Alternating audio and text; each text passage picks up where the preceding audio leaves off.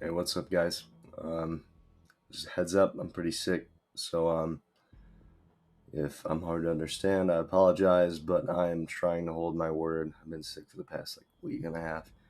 Um, on putting out a video, but just a couple of updates or a little bit of an itinerary for the video. I'm going to be covering the Dolby Atmos EQ and also addressing what applications you can use, along with the fact that Astro Command Center only has a 5 band EQ as compared to the Dolby 10 band EQ. Um, that can cause some issues because you cannot be as precise, but luckily I've developed a couple of different equations that have allowed me to kind of equate the two.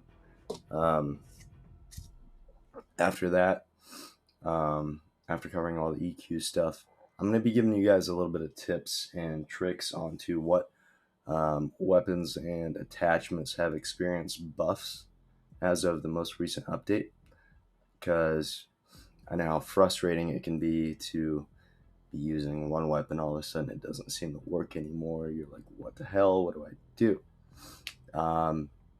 So with that in mind, I'm going to try to provide as much information as I can. Anyway, let's go ahead and hop into the Astro Command Center EQ. So with it being a 5 band EQ, what I've had to do is develop some mathematical equations that can equate the 10:5 ratio. What I've come up with is on that top portion where the frequencies are, you're going to put 48, 187, 750, 3000, and 10,000.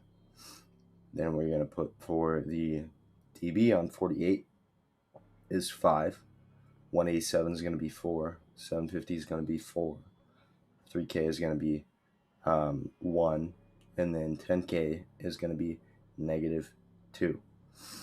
So what this does is it helps you highlight the footsteps and in-game cues that are going to matter most in terms of proximity, where an enemy is, where you are, and it's not going to be drowned out by the other in-game cues, but you're still going to have a substantial amount of notice when they're firing their weapons, tossing a Simtex, whatever it might be.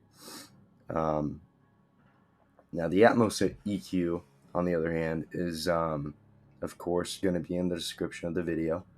But what I've come up with, and I'm going to show you in game how exactly to set this stuff up.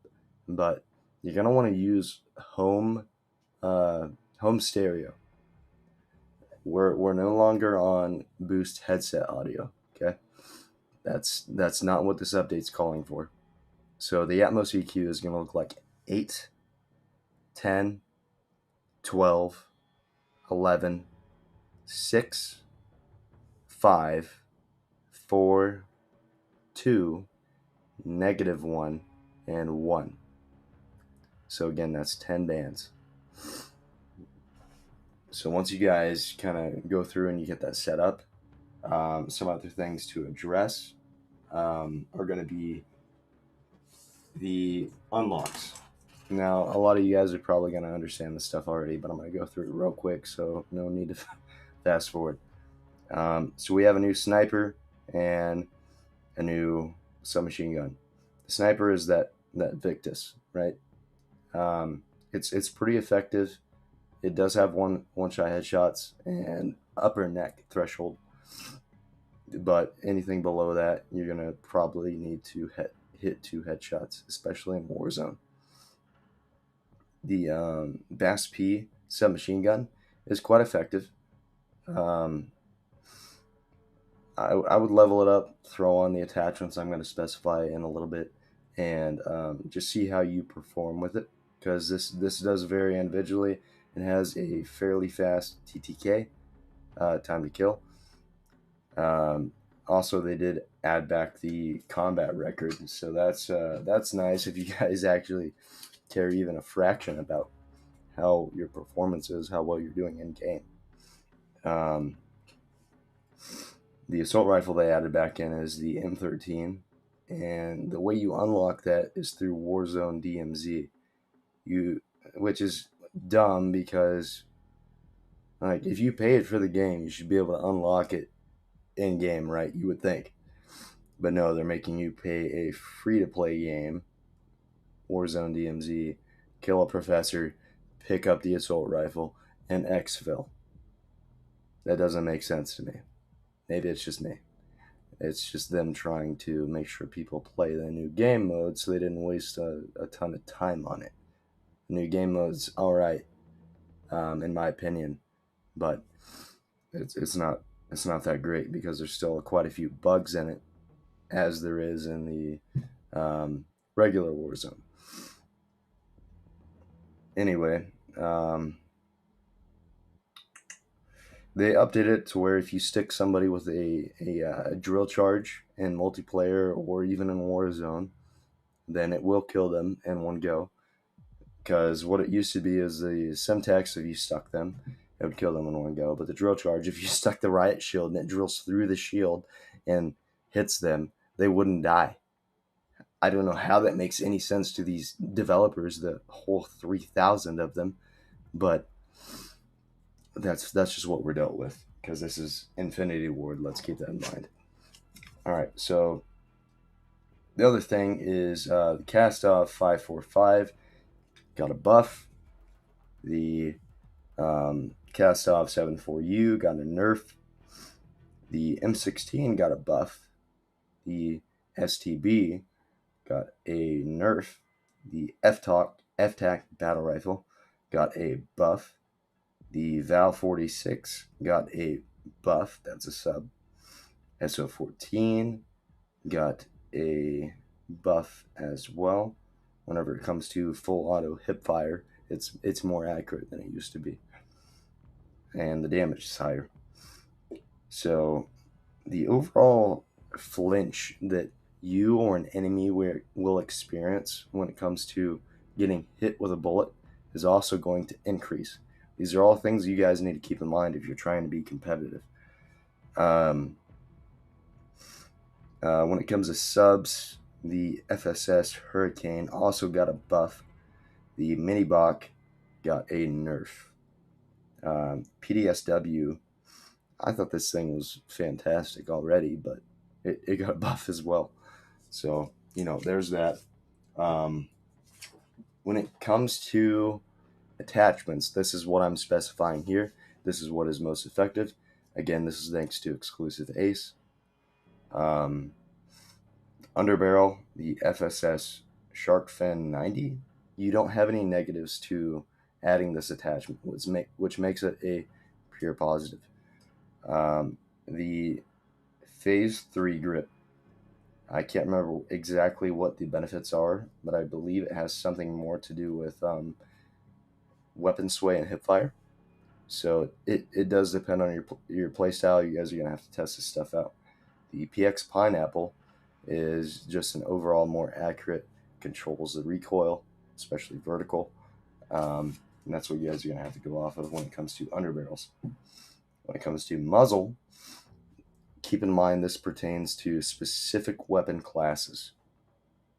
So we have the X10 ported 290, the Tempest GH50, the ZRK Sandstorm, ZRK Kraken, and then a couple honorable mentions that still have manageable benefits are the Seiken Shred 40 and the Bruin Pendulum. Bruin Pendulum typically pertains more to the light machine gun class. I believe it's the MK, if I'm not mistaken. Lasers, on the other hand, we have the SC 1 milliwatt PEQ. There are no negatives to that attachment either. The Schlager PEQ box V or 5, if you're actually able to read those Roman numerals. Then we have the FSS OLV laser, canted vibro dot -7. So those are the lasers that are worth testing out and seeing how it plays to your playstyle. And then we have optics. Really, it's just one. It's the Cronin Mini Pro. And I believe if we go into Modern Warfare, it is. Let's take a look at the weapons real quick. Shotguns. Yeah, I believe it's the Expedite 12. You need to get to level 7 in order to unlock it. It's just the system we have to deal with when it comes to this game. So there's not a lot we can do about it, right? So that, for the most part, rounds it up. And that's the video here. But I also want to mention that aim assist has gotten a silent nerf. Pretty much anybody worth their salt has noticed this. And what that's going to mean for you is that if your sensitivity has been fairly high, you might want to dial it back again, because you're not going to have any aim assist or autocorrection as much as you did prior to this update. As always, I appreciate you guys and your support. Anything that I can do to continue bringing you guys the content you want to see, help you guys in game on the battlefield, because due to skill-based matchmaking, we're all dealing with these sweats, and they might not even be sweats compared to what our skill level is, but skill-based matchmaking has made it to where you're playing people of the same skill level. Therefore, it's going to be harder no matter what your skill level is. That's why it's such a problem. Because it's no longer just playing a game, having fun. People of all skill levels, you never know how the game's going to play out. It might be frustrating. It might be just a breeze. That's what used to be great about Call of Duty. And that's what could make you play for hours. That's no longer the case. Anyway, as always, take it easy. And let me know if you guys have any questions or concerns. Later.